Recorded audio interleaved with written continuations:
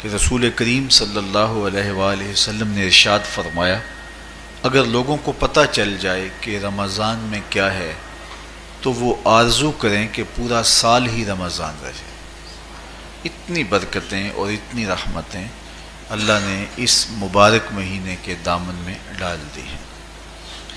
میں نے جو آپ کے سامنے آیت کریمہ تلاوت کی ہے اس میں بھی اس مفہوم کو بیان فرمایا گیا کہ اے ایمان والو، تمہارے اوپر روزے فرض کیے گئے ہیں جس طرح تم سے پہلوں پہ فرض کیے گئے تھے۔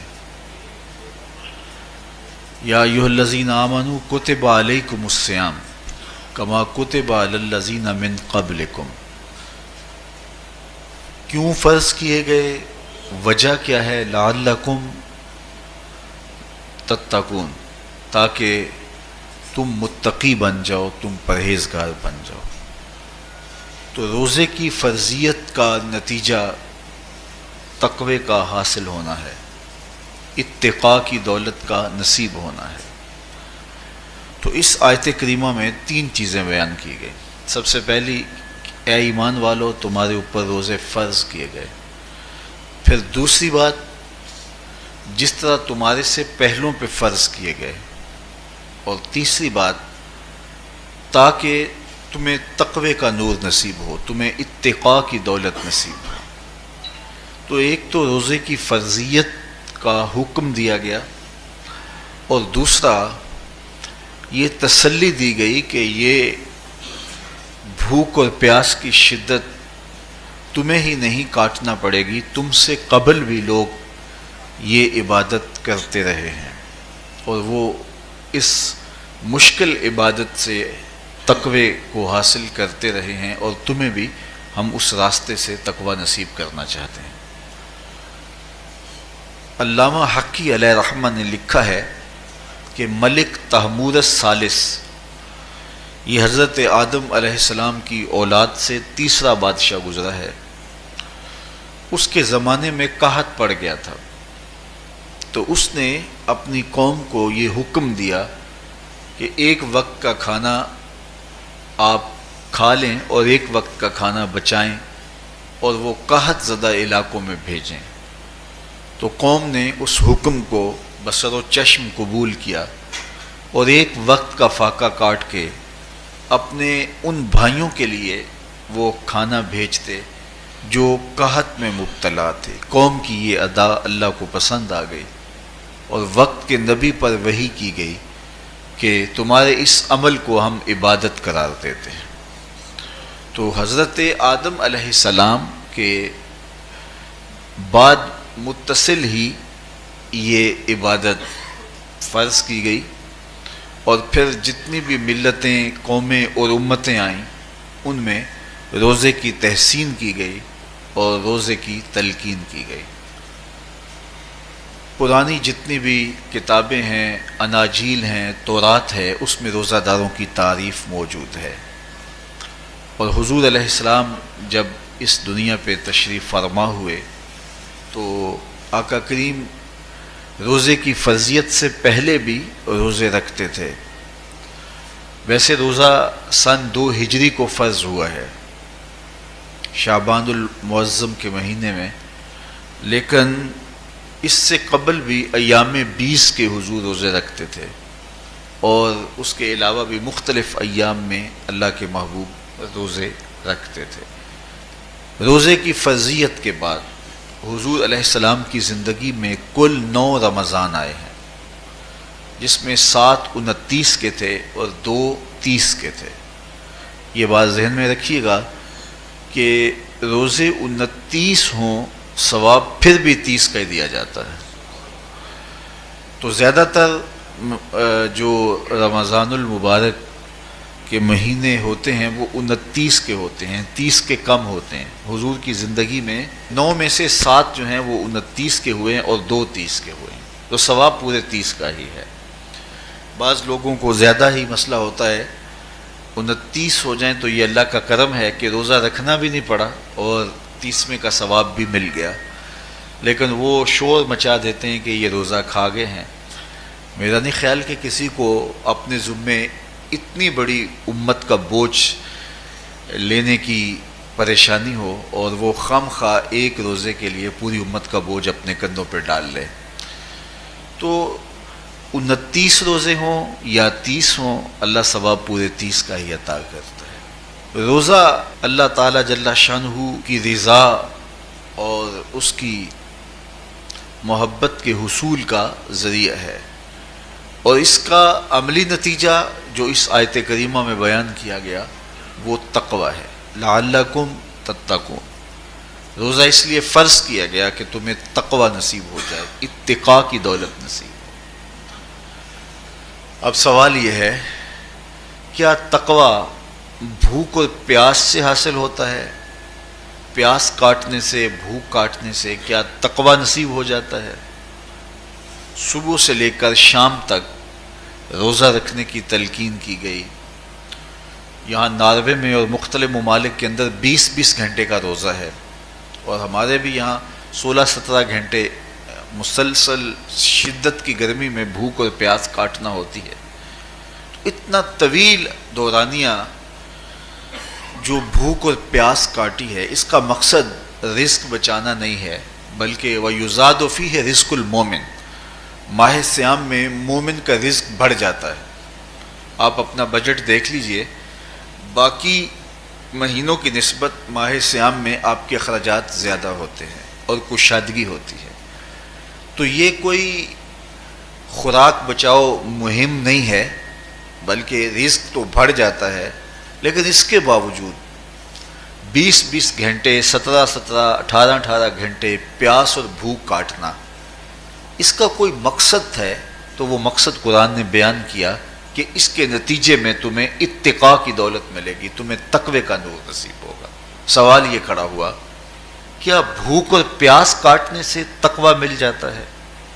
تو اس کو سمجھنے کے لیے ایک مختصر تمہید سمجھنا ہوگی، اور وہ یہ کہ ہمارے 2 دشمن ہیں جو ہمیں جادہ مستقیم سے ہٹانے کے لیے دن رات کوشاں ہیں. ایک شیطان اور دوسرا نفس. یہ 2 دشمن ہیں جو ہماری متاع عمل، ہمارا خلوص، ہماری للہیت، ہمارا باطن لوٹنے کے لیے ہر وقت مستعد اور فعال رہتے ہیں.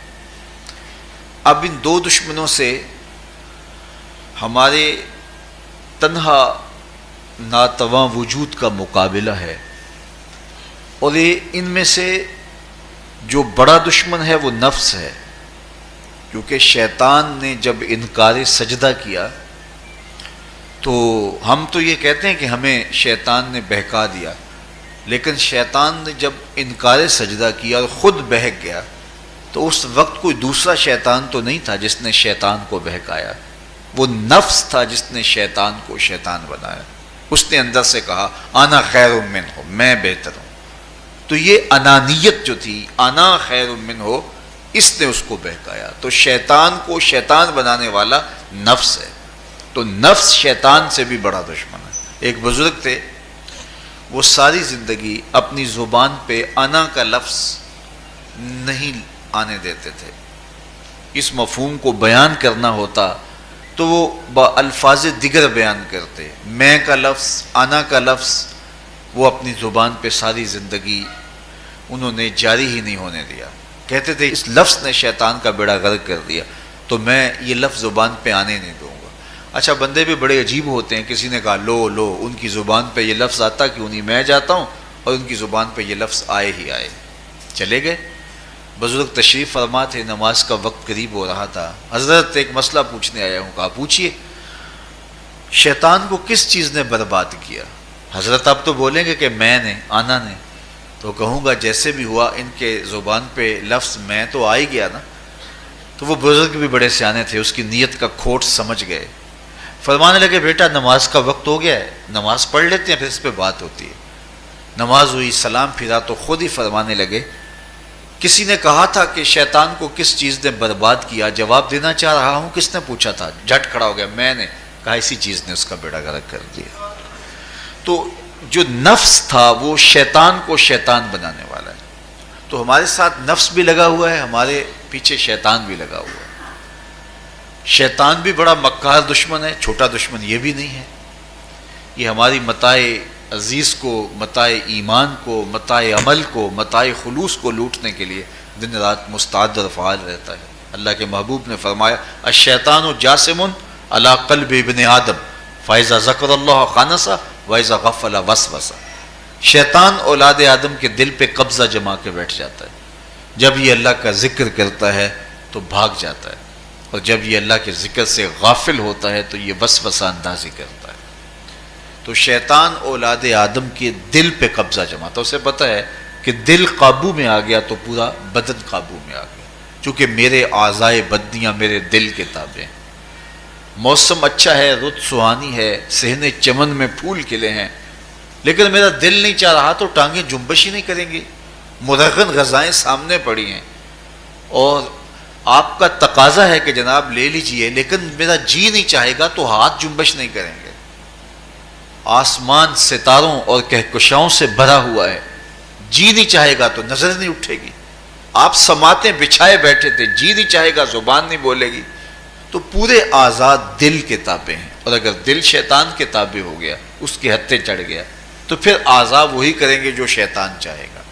اور اگر یہ دل مالک کی محبت سے سرشار ہوگا تو پھر دل جو چاہے گا وہی اعضاء کریں گے، تو دل اللہ کی نافرمانی کی چاہت ہی پیدا نہیں ہونے دے گا، تو اعضائے بدنیاں کا رخ بھی اللہ کی رضا کے حصول کے لیے ہوگا۔ تو شیطان بھی قبضہ دل پہ جماتا ہے اور دل کو قابو میں کر کے حضرت انسان کا بیڑا غرق کرتا ہے۔ اللہ تعالیٰ کا کرم یہ ہوا اذا جاء رمضان سلسلۃ الشیاطین، اللہ کے محبوب علیہ السلام ارشاد فرماتے ہیں جب ماہ صیام آتا ہے تو شیاطین جکڑ دیے جاتے ہیں، جنت کے دروازے کھول دیے جاتے ہیں، جہنم کے دروازے بند کر دیے جاتے ہیں۔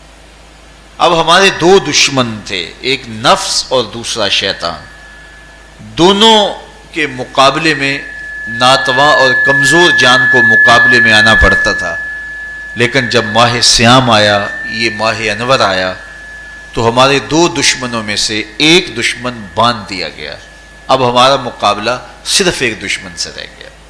دیکھیے ماہ رمضان آتا ہے تو مسجدوں کے در کشادہ ہو جاتے ہیں، لوگوں کا رجحان دین کی طرف ہوتا ہے، جو 5 نمازیں بھی نہیں پڑھتے ہوتے ان کو تراویح میں بھی کھڑا ہوتا دیکھتے ہیں، اہتمام ہوتا ہے، نیکی کا، صدقہ و خیرات کا ماحول پیدا ہوتا ہے۔ ایسا کیوں ہے کہ شیطان بند گیا، لیکن اس کے باوجود نظر بھٹک رہی ہے، خیالوں میں آوارگی ہے، اور رشوت کا بازار گرم ہے، کیوں کہ ابھی نفس موجود ہے۔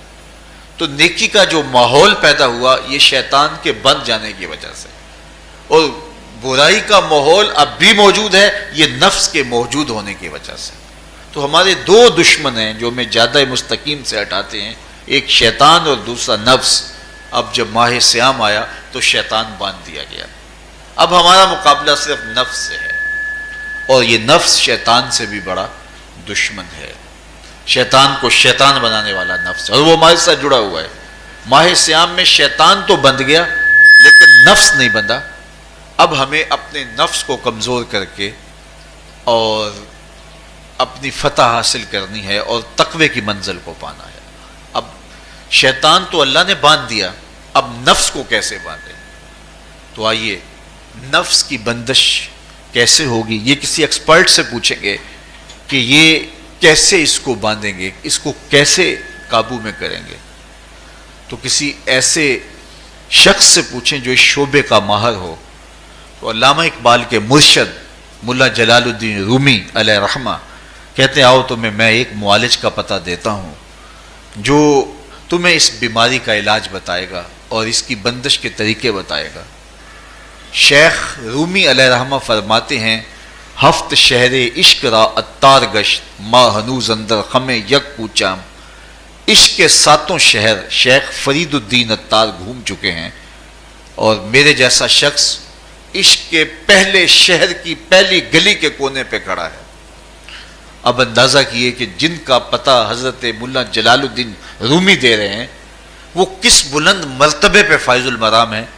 فرمایا کہ وہ عشق کے 7 شہر گھوم چکے ہیں اور میں پہلے شہر کی پہلی گلی کی نکر پہ کھڑا ہوں۔ اب شیخ فرید الدین علیہ رحمہ سے پوچھئے کہ شیطان تو بند گیا، اب نفس کا وبال ہمارے اوپر پڑ رہا ہے، اور ہم اس کے باوجود ماہ صیام کے اندر گناہوں میں منہمک ہیں، تو ہمیں بتایا جائے کہ اس نفس کا علاج کیسے کیا جائے۔ ہمیں آپ کا پتہ بتایا گیا ہے۔ تو شیخ فرید الدین عطار بولے، نفس نتواں کشت الا باسے چیز، باتو گوئم یاد گیرش اے عزیز۔ نفس نہیں مرتا، لیکن اگر تین اسلحے تیرے پاس ہوں تو یہ ٹھہر بھی نہیں سکتا۔ وہ تین اسلحے کون سے ہیں؟ خنجر خاموشی و شمشیر جو، نیزائے تنہائی و ترک ہجو۔ خاموشی کا خنجر، بھوک کی تلوار اور تنہائی کا نیزہ، یہ تین اسلحے ایسے ہیں، اگر تو یہ لے کر کے نفس پہ ٹوٹ پڑے تو پھر نفس کا مقابلہ تیرے لیے آسان ہوگا۔ خنجر خاموشی، خاموشی کا خنجر، اللہ کے محبوب علیہ السلام نے فرمایا من صامت نجا، جو خاموش ہو گیا وہ نجات پا گیا، کیونکہ انسان کی زندگی کی زیادہ آفتیں اس کی زبان کی وجہ سے ہیں۔ آپ اپنے گناہوں کا اور میں اپنے گناہوں کا اگر احتساب کروں تو ہمیں سب سے زیادہ گناہ زبان کے ملیں گے۔ آنکھیں بھی گناہ کرتی ہیں، ہاتھ بھی گناہ کرتے ہیں، پاؤں بھی گناہ کرتے ہیں، لیکن سب سے زیادہ گناہ زبان کرتی ہے۔ جھوٹ بھی بولتی ہے، غیبت بھی کرتی ہے، شکوہ بھی کرتی ہے، گالی سب و شتم اور کیا کچھ زبان کے گناہ ہیں۔ اسی لیے اللہ کے محبوب نے فرمایا جو تمہارے دو جبڑوں کے درمیان ہے، یعنی زبان، اور دو ٹانگوں کے درمیان ہے تمہاری پارسائی کی جگہ، تم ان دو چیزوں کی مجھے ضمانت دے دو، میں محمد تمہیں جنت کی ضمانت دے دیتا ہوں۔ تو انسان کے سب سے زیادہ گناہ زبان کے ہیں اور اس کی پارسائی کی جگہ کے۔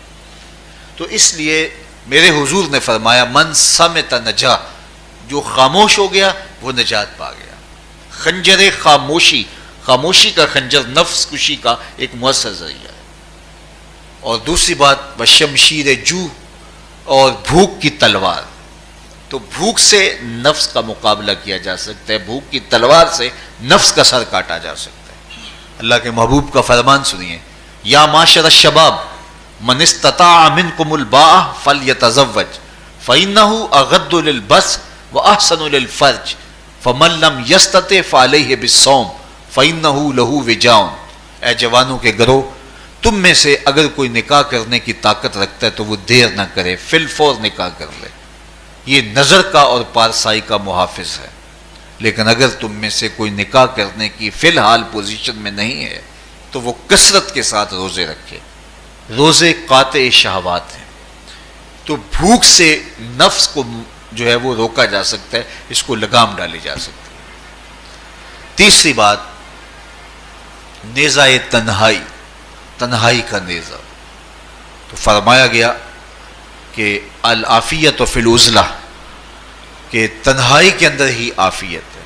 جب مجلسوں میں غیبت کی بدبو پھیلتی ہو اور چغلی کا ماحول معاشرے کا جزو لا ینفک بن جائے، اور مجالس کے اندر نظروں کی پاکیزگی کا قائم رہنا مشکل ہو جائے، اور انسان کی زندگی کے اندر گناہوں کا بہت بڑا سبب مجلسی زندگی ہو، تو پھر اس سے تنہائی بہتر ہے۔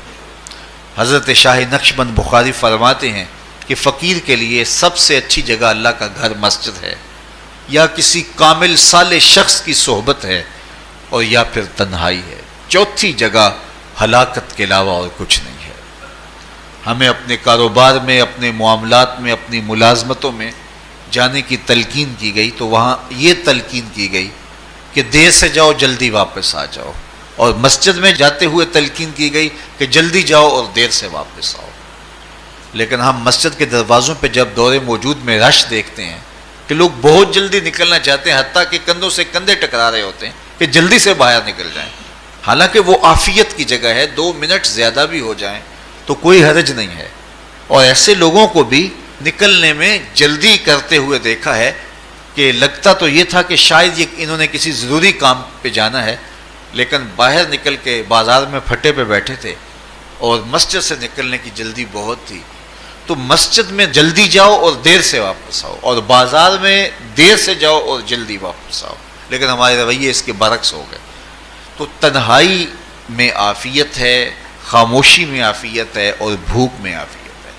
اور یہ ساری چیزیں روزے میں میسر ہیں۔ فرمایا تم سے اگر کوئی شخص الجھے، بحث کرے، لڑائی کرنا چاہے تو تم اسے کہو انی صائم، میں نے روزہ رکھا ہوا ہے۔ اسی طرح جو ہے وہ روزے سے آپ کو یکسوئی ملے گی، قرآن مجید کی تلاوت کا ماحول ہوگا اور تم بھوک کاٹو گے، اور یہ تینوں چیزیں تمہارے نفس کو کمزور کرنے والی ہیں۔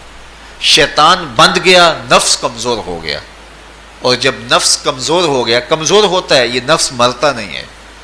یہ تو کوئی ہے باج فقیراں کسے نہیں ماریا، باہو ظالم چور اندر دا، یہ اندر والا چور جو ہے وہ اتنی آسانی سے قابو آتا ہی نہیں ہے، یہ پھر سر اٹھا لیتا ہے۔ اس کو جتنا کچلو، یہ کچھ عرصے کے بعد تھوڑی سی خوراک ملتی ہے تو پھر سر اٹھا لیتا ہے۔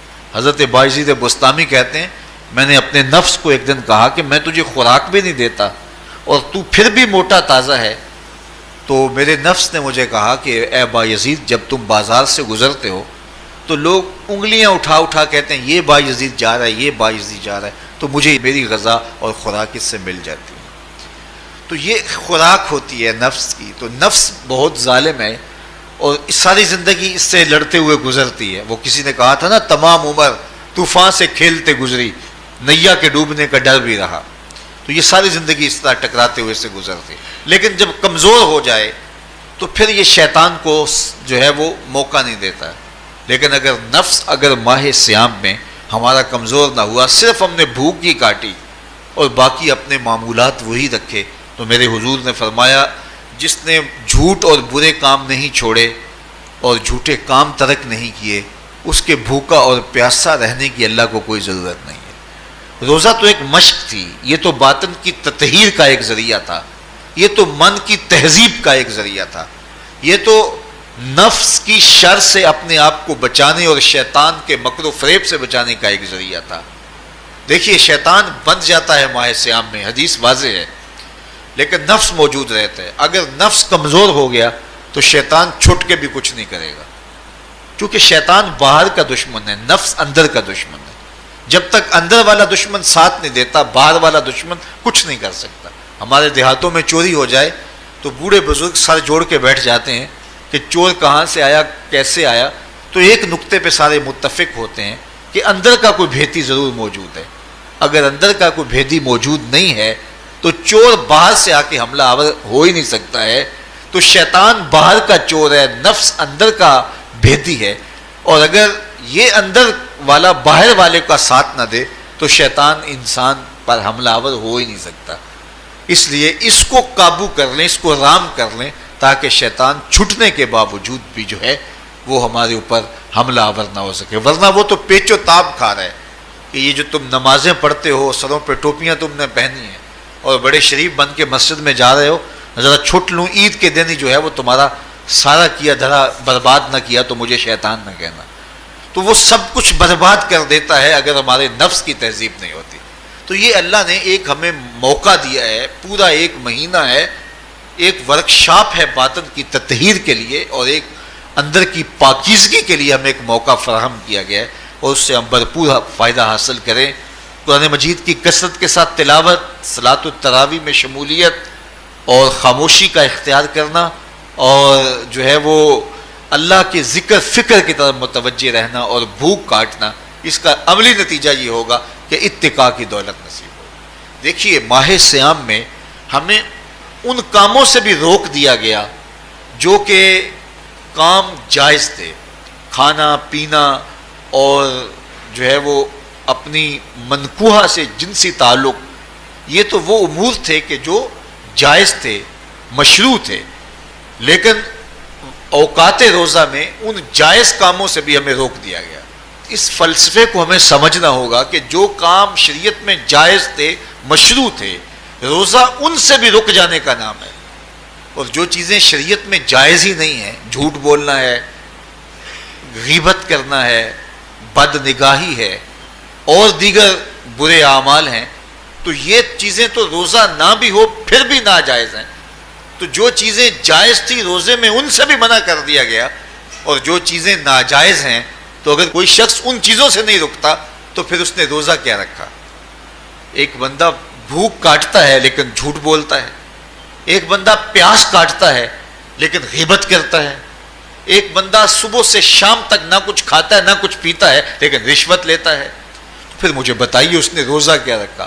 روزہ تو ایک مشق تھی کہ جو چیزیں جائز تھی ان سے بھی منع کر دیا گیا، ان سے بھی روک دیا گیا، اور جو ناجائز تھی وہ تو پہلے ہی ناجائز تھی، روزے کے بغیر بھی ناجائز۔